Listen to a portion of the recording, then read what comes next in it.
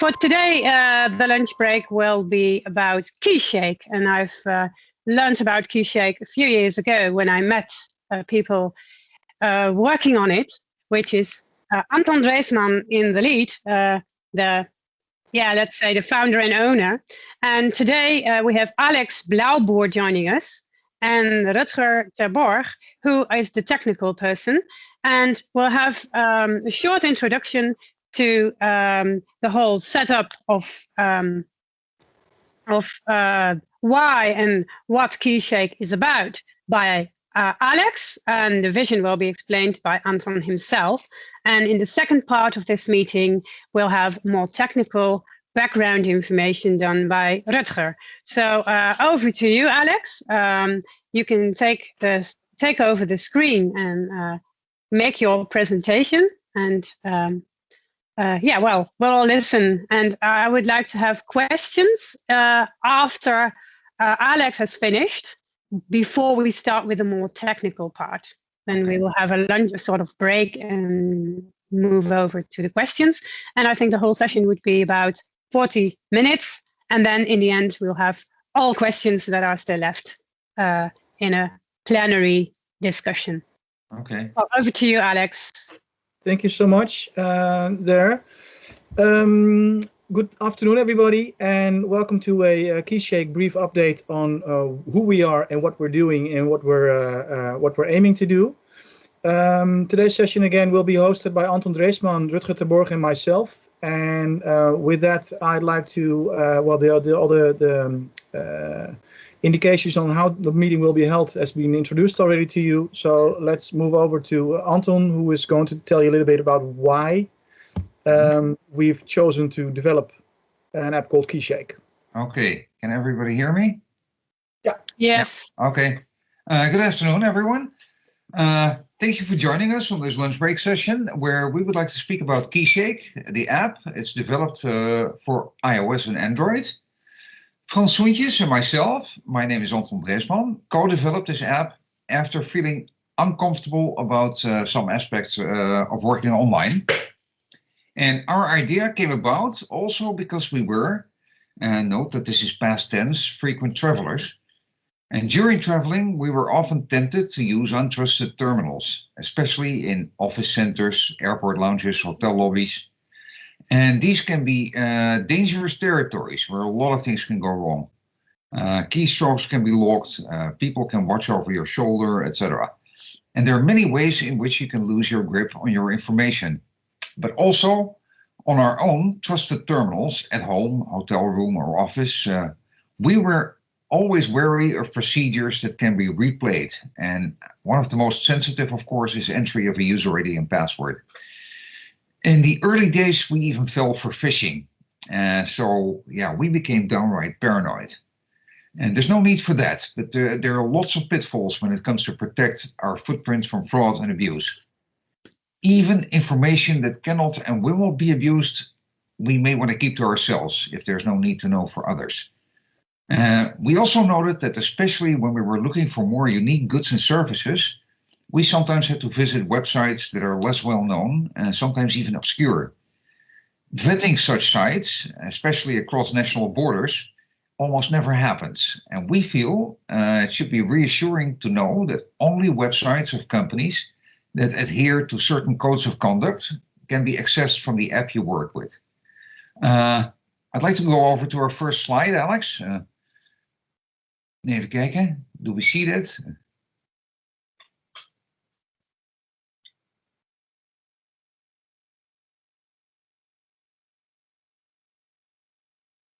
I'm sorry, I was on mute. I'm learning every day. First slide. This is the one you wanted to move to, right? Even kijken, I don't see a slide, I'm sorry. We learn every day, I guess, yes. But that's there's something funny going on then. Yes. Here we're back. Okay. Not that one? Not that one? Yes, here we are. Yeah. Okay. Some reasons that Anton and Frans intended to develop an application specifically for feeling secure, more secure, is of course a lot of data breaches that we see all over the place constantly. And these are just very small, three very Dutch examples but they show that where people are storing your data is very fragile. And of course, we are there to help ourselves, but also help other people with that.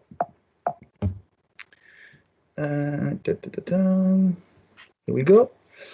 So what we've done is we have created an application and a platform that allows users to have their personal records only in their smartphone, nowhere else. So there's no central place where personal records are being stored. But it's also an app that allows you to stay fully in control of your personal records. So again, it's just one place. If you're moving house, there's just one place to update your records. But you are in full control of who are you giving which details and when. One of the parameters of that is that we are making sure as Keyshake, we are only providing the minimum amount of information to any vendor, and not your birthday or any other address dates, address details if they are not very useful to any vendor. Transactions can be way more simple. I have some examples, some pain points on that later. Based on a QR code, there is the app opening, and you can very easily perform a transaction just based on the QR code. And the idea of Keyshake is that it will help you during your entire day. So it will help you on maybe 20 transactions a day, from entering an office building to logging in somewhere to purchasing something online or from a magazine. And that's the whole idea, that there is only one place, one login, one app with something that you always bring with you, being your phone. We were going to have a quiz on this session before doing the presentation, actually, but in terms of time restrictions, we decided not to. We were querying what you always bring if you leave the house. Is it your bank cards? Is it your ID? Is it your kids? Is it your keys? Is it your? We feel that you always bring your smartphone with you, because right now your smartphone is doing so much for you that you will return home if you forget that one. So basically, Keyshake holds your personal records, and with personal records, that can be basically anything, but it all starts with an email address and a phone number. Those are essential to go and start using the Keyshake mobile app. They are verified by ourselves. We don't store them as Keyshake, but we make sure they are verified. So if you are ordering a pizza somewhere, for instance, they know you are giving your phone number, and it's the true number that you can be reached on. Other attributes that you will have in Keyshake can be verified by third-party vendors. For instance, IDin can be your full name, your official name, can be your address, can be your age, but also the item, whether you are 18 plus or 65 plus, or any limits or boundaries that are set by government regulations. But it can also be, let's say, a driver's license, whether it is a real driver's license, but also through, as we have in the Netherlands, RDW. That's checking whether your driver's license is still valid, yes or no, on a live check.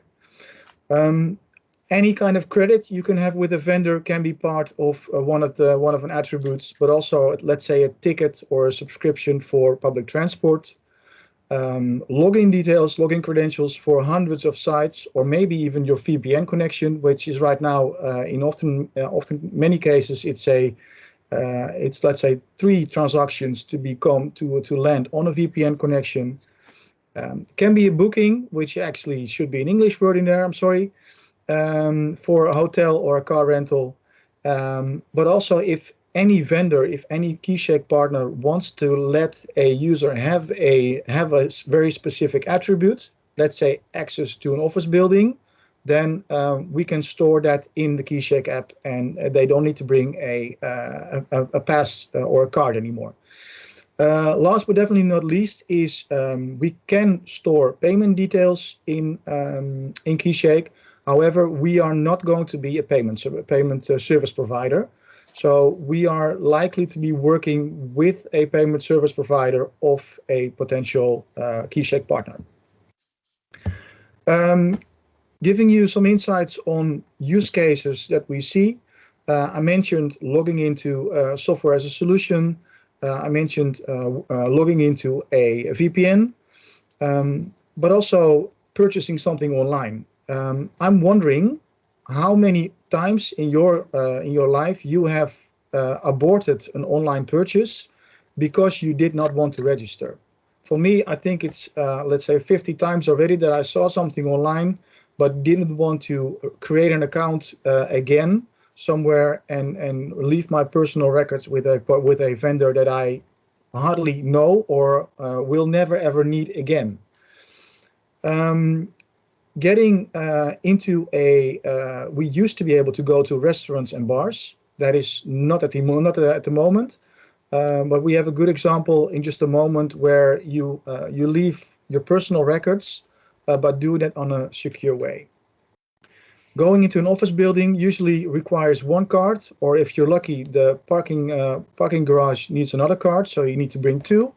You can use Keyshake for that. And if youngsters need to identify, let's say in a liquor store, they can have a QR code on the counter, and then the app will tell the person on the other side of the counter that you are 18 plus without showing your ID that holds your BSN, that holds your full name, that holds your complete day of birth, etc. They are not really that interesting to the person on the other side of the counter. Logging into websites, we do it all day, every day. For me, it would help a lot if my family wouldn't be asking me for login credentials for sites we use constantly. We do want different email addresses, and we do different login combinations all the time. But it's a nightmare in finding your way through there. Keyshake can help you log in by holding your phone in front of the screen you're logging into, and there you go. Getting into public transport also requires a card right now, but also registering for, let's say, sport events with football or with tennis, where they had a big data breach last year, is also something that could be enormously simplified by using Keyshake. Lastly, going into a stadium, you would need your ID, but within so many people so close to each other, people feel a little bit tricky about bringing their IDs. The Keyshake will be able to hold your ticket and your ID in it, so you will be able to digitally transform your personal data there to a trusted source and not to anybody just at a gate of a stadium. With that, I'm gonna transfer the controls over. Actually, I'll control the slides, but I'll give the word to Rutger right now to explain how transactions are technically moving. Yes. Okay, up to this point, are there any questions by the audience? Because we've heard now the functional properties. If I make a summary, Alex, and correct me if I'm wrong, I have heard that you are doing data minimization. You're sharing verifiable credentials from a personal mobile identity wallet, if we can use that word.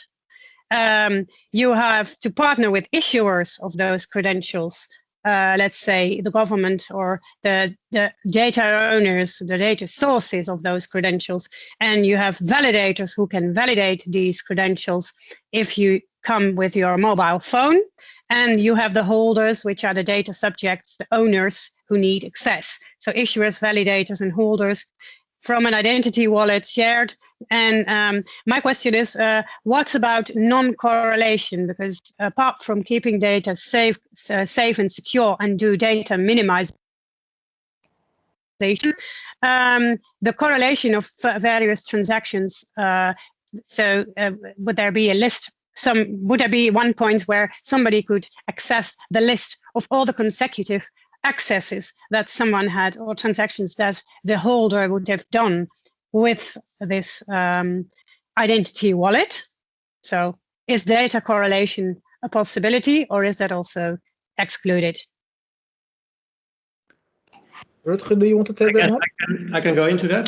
Data correlation is not possible with Keyshake. There's a one-to-one relation with each vendor you are going to do a transaction with. There will be separate cryptographic keys per vendor as well. So for a vendor, you would be a totally new person each time, well, not each time, each recurring time you visit the vendor, but for each other vendor you visit, you are a different person. Okay, that's clear. Anyone from the audience, please, if you have a question, come on the camera and yes, Poppe, I see Poppe wants to. Yes. How can you trust the mobile phone? Because we know when something is insecure, that's the mobile phone. Yes, we built our solution completely around an unsecure mobile phone. So all data is encrypted on the phone itself using an encrypted database. And each time you open the app, you will have to enter a PIN code, which will allow this database to be decrypted. Yes, and but that app can be copied or not easily. When you copy the whole app, then somebody else has your credentials. Yes, then it will be able to try, for instance, 3 times to enter your PIN code, which only you will know, and after that it will be blocked. Yes, so copying the app is possible. Of course, it's digital data. Yeah. Well, I think this is in my opinion, it's a very high risk, but okay. Okay. Yeah, this is a more technical question. Are there any people who want to have more functional questions about, for instance, what partners do you envisage? And because the footprint of such solution, how many partners and how many validators and data issuers are connected to this already, and what would be the footprint? Because I want to use it everywhere, as you are proposing. Do you have some information on the current Well, both on the footprint? both on the roadmap on where we're going and where we currently are. We're covering that as one of the last slides, so I'll keep that as a surprise for you for just a moment. Also, with regards to the security of data, we will also cover that one later on in the part where, let's say, a backup can be made, but also how that's functionally working will be covered also in just a little bit later by Rutger in here.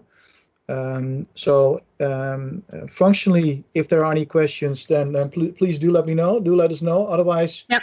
We will continue covering the answers to the other ones in just a moment. Okay, we have another question from Annette Steenbergen. Annette?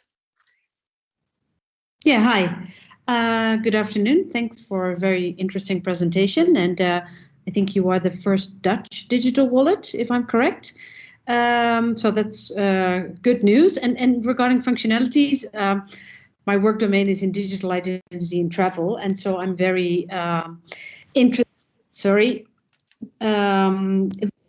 to know whether you will go into that ecosystem, because I heard that the initial trigger for this was the fact that you have to show your passport, etc., several times during the passenger facilitation process. So are you thinking of incorporating like ICAO DTC Type 1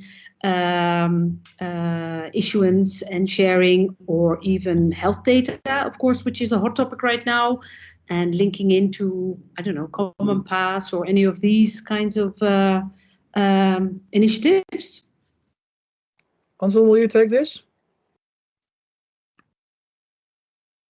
I had to unmute, sorry. This is currently not yet on our radar. We want to go for the low-hanging fruit first. These are security requirements that we have to review and deal with eventually later. So not yet. But the model is flexible enough to be able to deal with all these kinds of things. Okay, any more questions on the functional side? Nobody?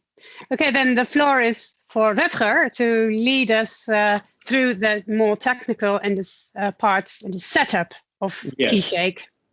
Rutger, go ahead. Right, so what we see here is one of the issues we wanted to solve with Keyshake is not leaving your attribute or your personal data at multiple at one site only. So that's why we took a process-oriented approach to handling transactions with vendors. And what you see here is an ABC transaction, and what we do here is place the app in the center of your transaction process. Basically, when you do an order at a website, we wanted to be able to say, okay, so you take an order from a website and go to some other vendor, for instance, for payment or for delivery, and return a token that the other sub-transaction has proceeded to the original vendor. So for instance, if you would buy something, a nice example would be, okay, so I want to ship it as well, using PostNL, for instance, in the Netherlands. You could go to PostNL. There you could say, okay, this is my address. You could get back some kind of barcode. The vendor would be able to put the barcode on the package and send that without knowing your address. That would be kind of a theoretical, of course, example, but we have numerous other examples where we can model this transaction model with. And our additional idea would be to say, okay, so your attribute data has to be in as few places as possible. If you go to a store here in the Netherlands, if you walk in, you don't have to say your birth date and your address, etc., etc. It should be modeled, well, a bit like the real world, that you don't have to give all this data. Alex, if you can go to the next slide, please. So here's another example that would be, for instance, a shared car transaction. Suppose there's a QR code on the car by which you want to rent the car. Normally you would have to go past all kinds of sites which prove you're you. And here it can be done in one go. You could be able to scan the code, go to the platform of the car rental service. But suppose you don't have your license in your phone yet. We have all the, it's process oriented. So our app will take care of making sure it is validated as well. Before you can continue in the main transaction, which is renting the car. And in these different steps are all kinds of sub-transactions required to be able to fulfill the main transaction. So you won't be left with what was I doing? So suppose you need a driving license, it will take care of that. Okay, Alex, you can go to the next slide, I guess. So here you have, we have an attribute model, but we also want to make sure the user has a buy-in for the app as well. Which means it has to be user-friendly and not be very Spartan with long passwords and all that kind of stuff. What we did is we have a very strong encryption of the data on the phone. It's a software-based encryption. So that means suppose someone is able to steal your, let's say, iPhone and is able to decrypt the data on it, say the FBI, then they would still need your 5-digit passcode correct within 3 times to be able to get to your data. We also modeled along that, okay, that you want to be able to make a backup. So the full data, not the full data is being backed up. We have split a few, well, shared secrets, or just your secret. You will get a salt, which we called your secret. The salt's on your phone and will never be backed up. You have to write it down somewhere. It's a long code. Before you log in, you will be able to open your database using a return code you will get from your login, which is a shared system from Keyshake combined with the salt, and then you will be able to access your data. And this will allow to make a backup to different kinds of systems in a secure way. Of course, the secret here is having your phone, having the salt, and knowing the 5-digit passcode. So you have to combine a bit of information to be able to access the data as well. Okay, Alex, this is this part, I guess. This was really the technical area. Would we like to take questions based on really the technical specifics of Keyshake in the meantime? Yes, I would open the floor for that. Yeah.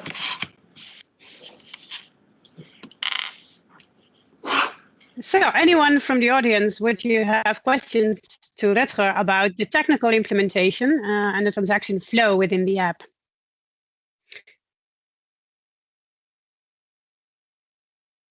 Well, I may have a question myself, which is a bit about the transaction flow, more or less, which is also related a bit to the technical, but not really technical.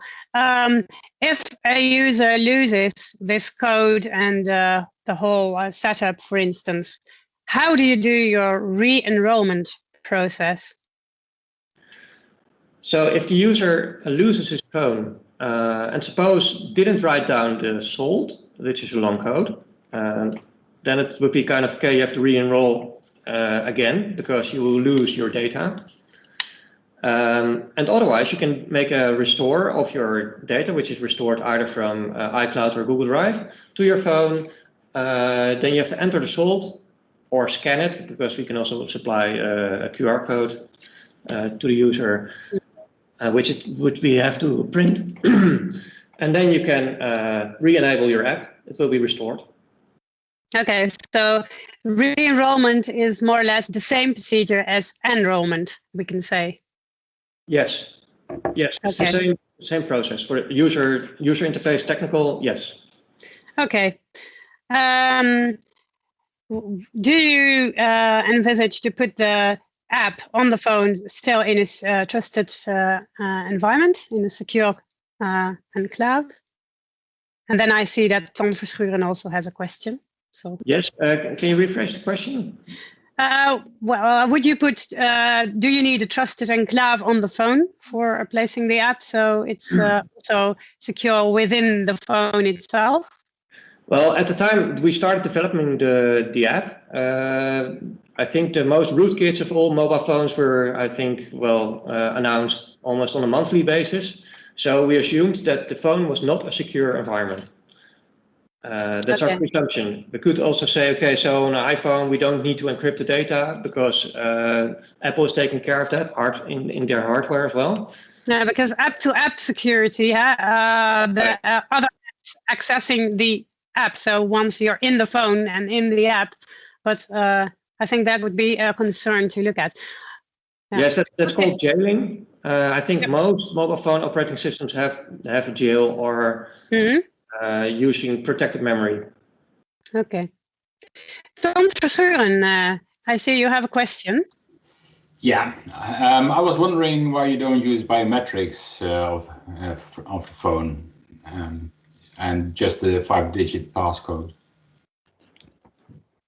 We thought a 5-digit passcode would be user-friendly, or something that at least the user can remember if they have to re-log into the app for doing a transaction. And we still have a fingerprint reader, for instance, on our roadmap, then it would be easier. You can maybe strengthen your passcode and then use your fingerprint, but then you have to trust the OS a bit more. So it's a bit of a balance. It's looking for user-friendliness and being very secure. Okay, thanks. Does that answer your question, or? Yes, okay. Thank you. And Annette, you also have a question. Yeah, thanks. Maybe I missed it and you explained it, sorry, but the enrollment, how do you verify the identity for initial enrollment? We have a flexible model which steps up the verification requirements. So for instance, if you want to do something which doesn't require your identity per se, then it will just ask for your phone number. You will get an SMS. You will have to, well, the basic procedure as you know it. The same true for your email address. And then you can do, well, all kinds of transactions. And at some point, maybe some vendor will ask, okay, I want to really know who you are. We have different procedures for that, and we have different requirements for them. The ones we tested were doing in-phone validation of your identity. You had to scan your, I think it's Onvido we tested and a few more. They have very short in-phone procedures to be able to say, okay, this is your identity card or your passport, and it belongs to you, and you are really who you say you are. And we could also. So you have a special vendor who does the verification. That yes. You, okay. Yes. Yeah, because this is a very good question, because this is what most banks are also struggling with, how to tie a natural person who is sitting behind his desk or computer or iPhone to the digital representation, even including the passport and the natural person identity verification, to do that online without checking a person. And also in certain transactions, for instance, for banking transactions, there would be the background checks required.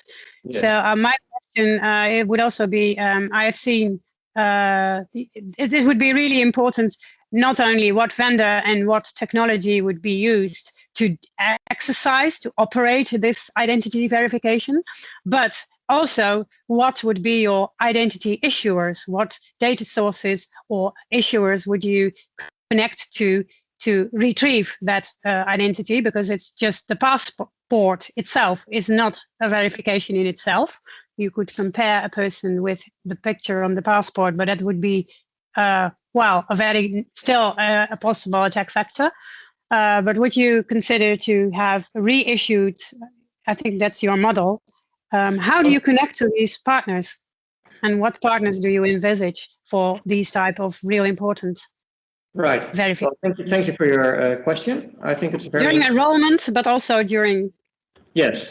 use. So what we did was we made an attribute model, which is basically one step more abstract than the usual data from your issued attribute. Say you have your password with all kinds of first name, last name, etc. Mm-hmm. So we made one first name, last name, legal last name, etc. in our attribute model, and we have different kind of validators for each of those, usually in a set. So suppose you have your passport verified, and the vendor says, no, I don't just want your passport validation, but in addition, I also want, for instance, IDIN, which is the Dutch banking identification system.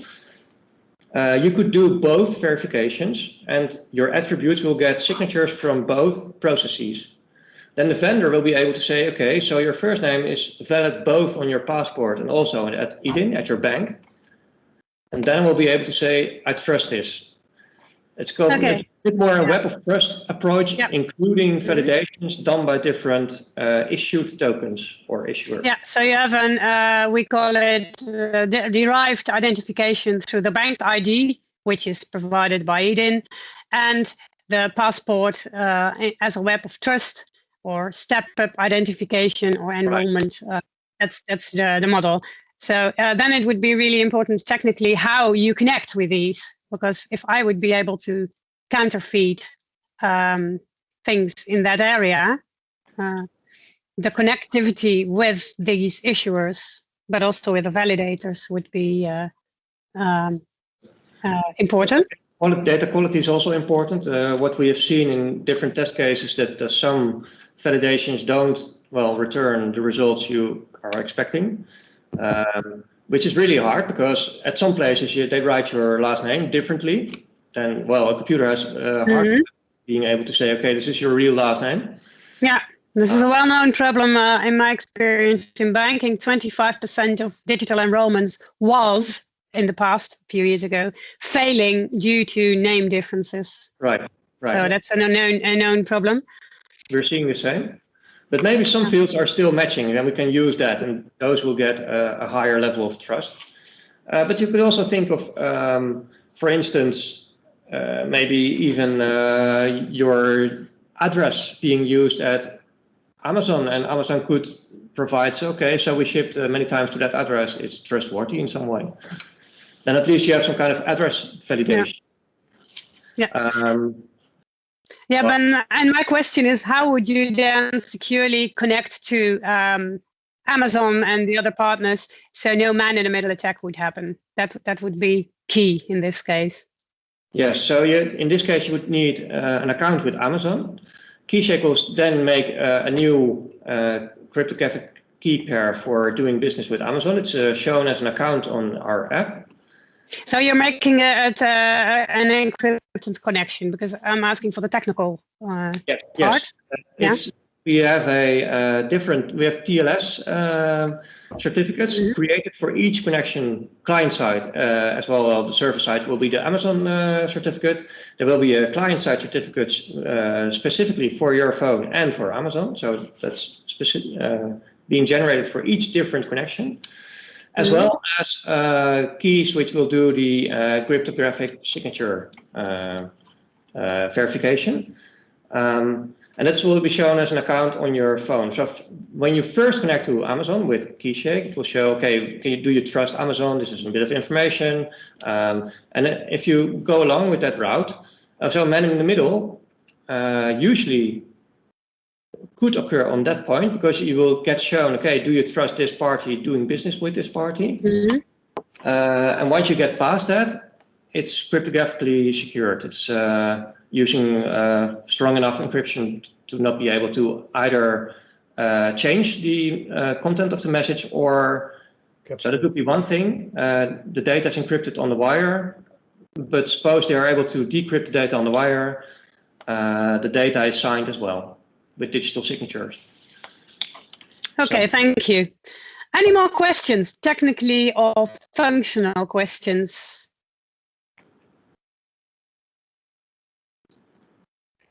Maybe one thing to add in there is that we are, as Keyshake, we are ruling, let's say, what kind of attributes are really essential for a transaction. So for instance, for ordering a pizza, it's different attributes, it's fewer attributes than for getting a rental car, for instance, or checking into a hotel. We would really define, okay, what are the essential data in order to get transactions done, in order to avoid that vendors would still say, give us the whole shebang of information. Yeah, so you would be ruling the data minimization. Exactly. Yeah, exactly. Yeah. Looking at time, shall we move on? Yes. Yeah. If no question, Annette, you, I saw your hand. Yeah, Go ahead. very quickly, I just didn't see it on the slide, and I don't think I heard you say it, but I guess you're GDPR compliant and privacy by design and the whole shebang. Yeah. Yes, we are. It's a total minimization of data which is exchanged. Yeah, but the rest of it as well. We even considered using things like the Tor network to hide your IP address, but well, in this stadium, it's like just normal. Yeah. Okay. Okay, moving on. What you see here is, it's called a restaurant, and we used to be able to go there a couple of months ago. But looking at really the moment where the restaurants were reopened, in fact, there was the rule to leave your personal data there. And very brief anecdote, there was a gentleman who was a waiter in one of the restaurants, and he had a very cute visitor in his restaurant, and he thought, you know what, I have the phone number right now, I'll store it or I'll memorize it, and I'll send that lady a WhatsApp message tomorrow. Of course, she was not really happy that her data was used for that, but we've also seen that the moments that restaurants were reopening, that you were leaving your personal records on a piece of paper, but you could, for instance, also see the previous visitors, and you have no idea where this data is going.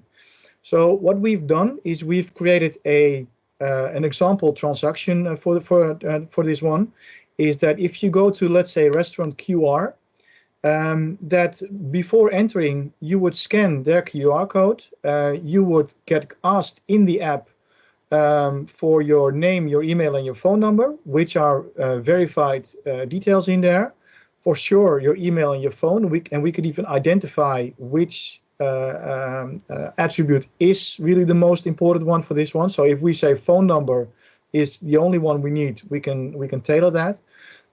If, let's say, there was an infection or an infectious person in the restaurant that day, then the restaurant owner would have a secure place of retrieving the phone numbers of the people that were in that restaurant on this specific Thursday.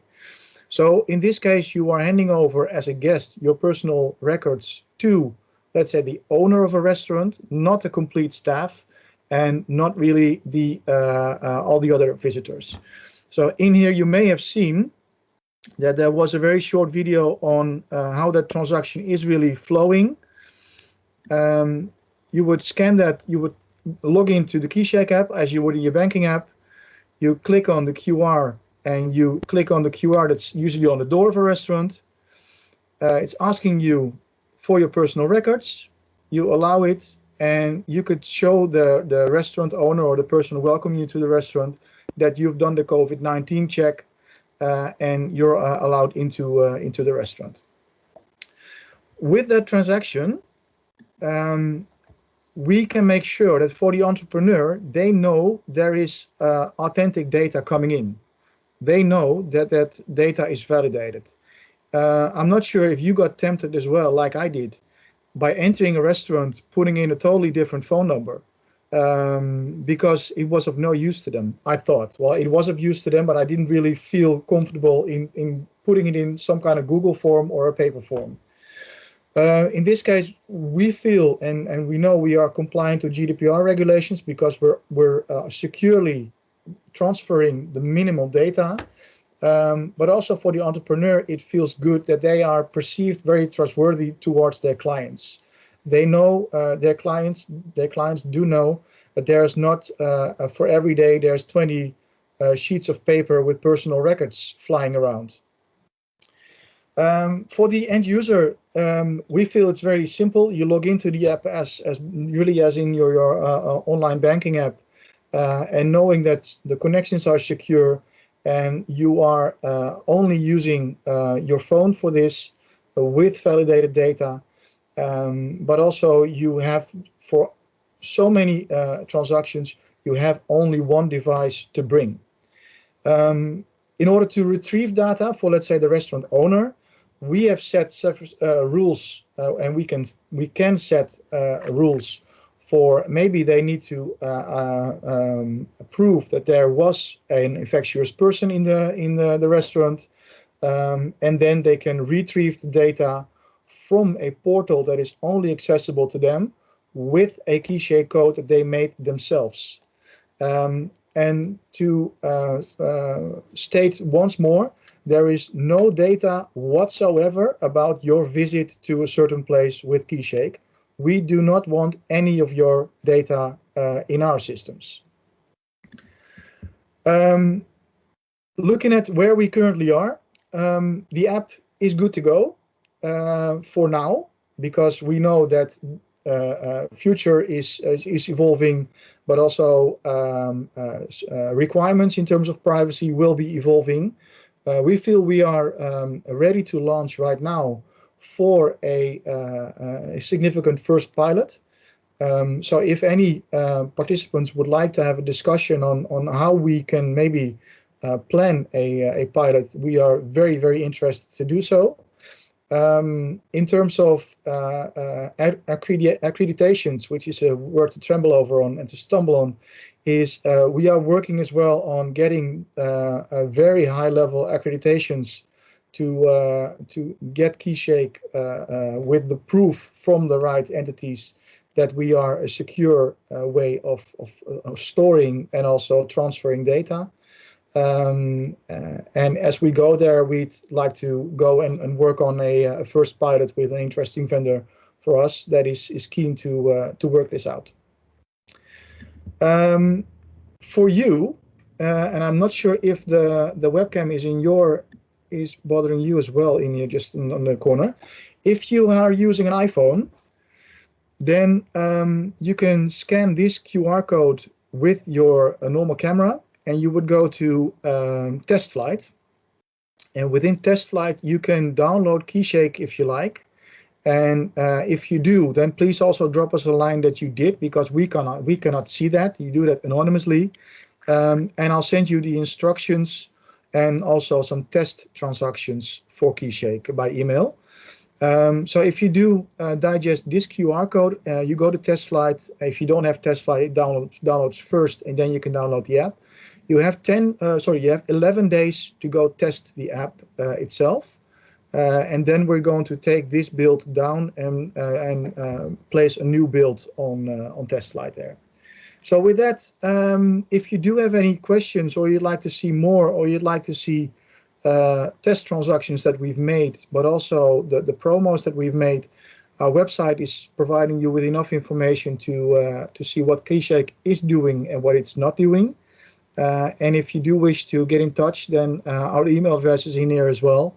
And we're very interested to start a conversation with you about your business and how your business could potentially also benefit from using a secure way of data management. Okay, thank you very much. This is the end of your presentation. So the floor is now open for some more discussion for anyone who wants. I think for the next 5 to 10 minutes, and then I will close the meeting, and I will show you also the agenda for the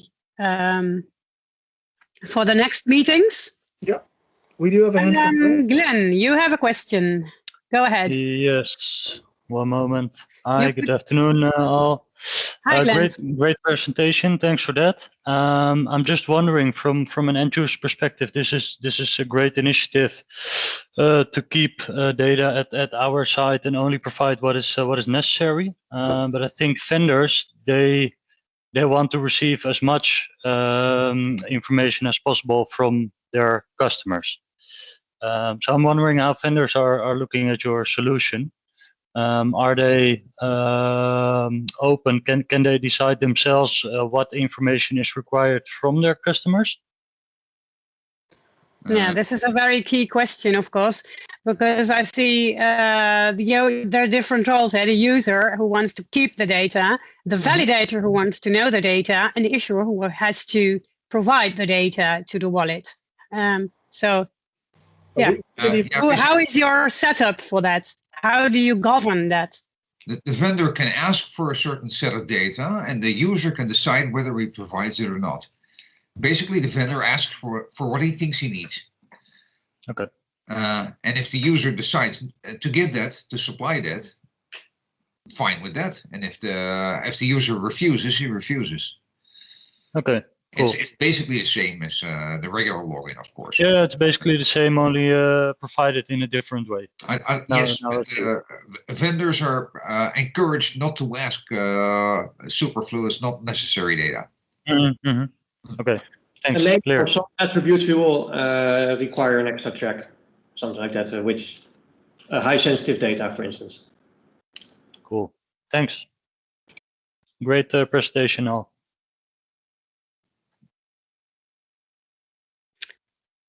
Okay. Next question.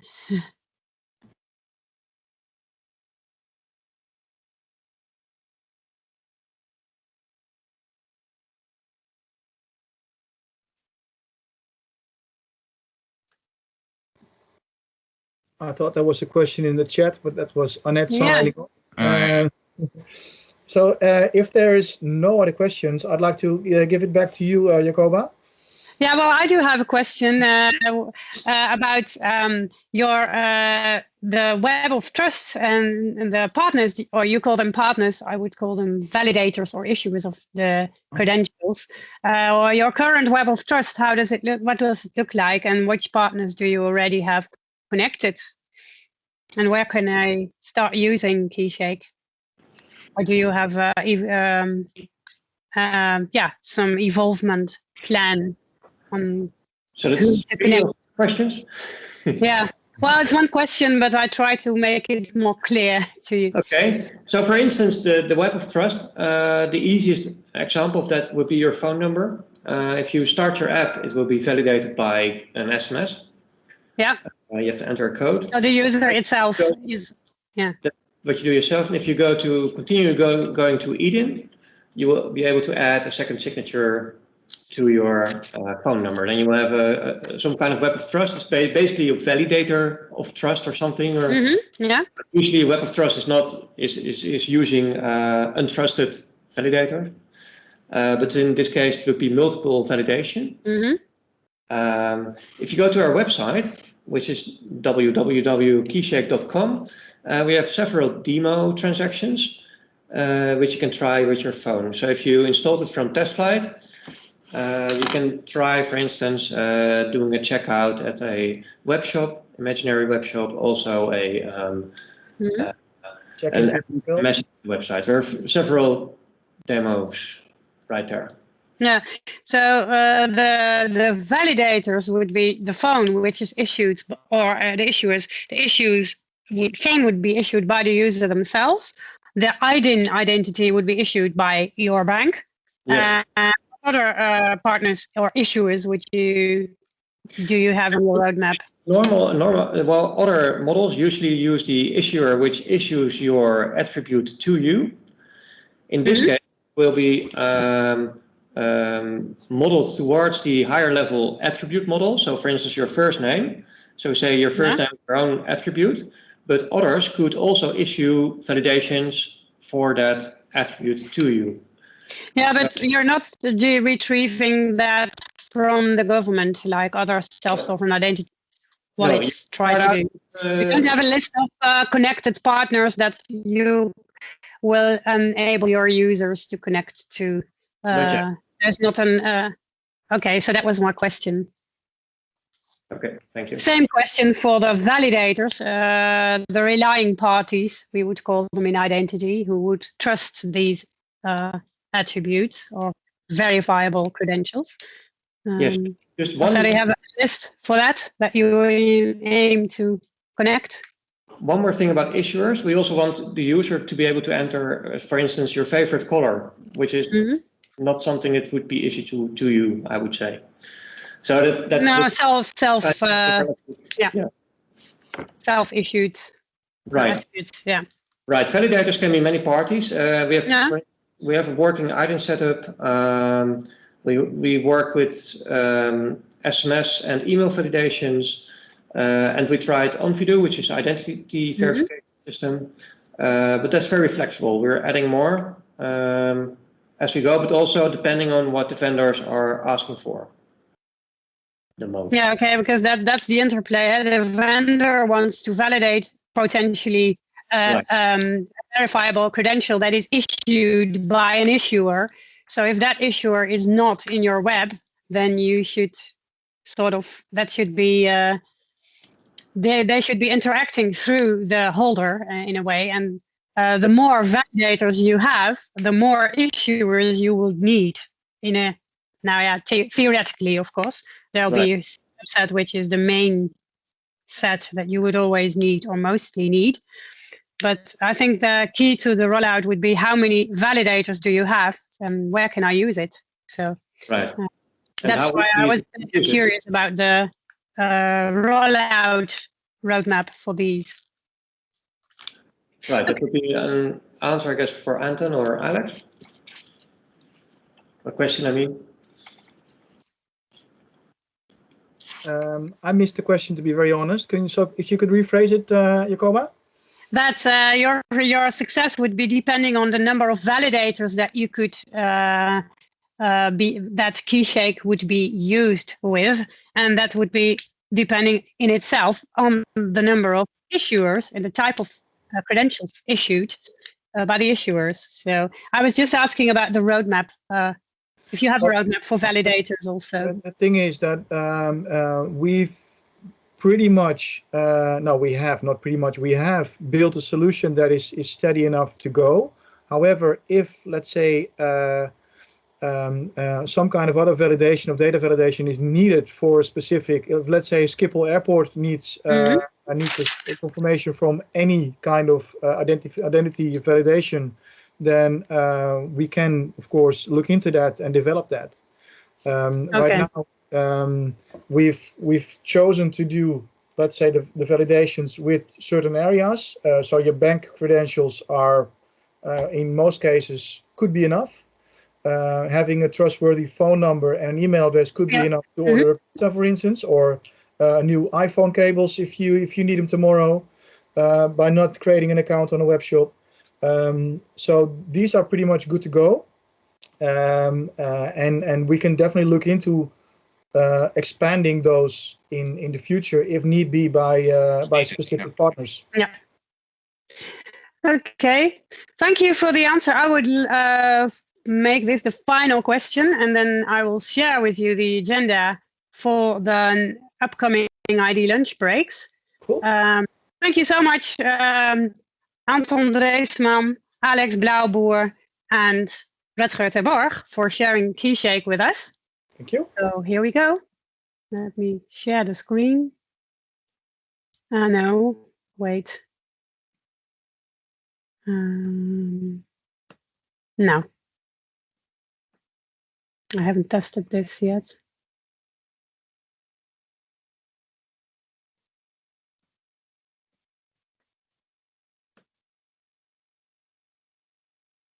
So I'm not sure. Can you see my screen now? No, I don't think so. No. I see Wait a on- minute. Application window. Wait. No, it doesn't work. I'm not. No. No, I can't get it. Okay. I have a PowerPoint here, but it's not working. How to share it? You cannot share one of your screens? I can share my desktop, but that's not what I need. Well,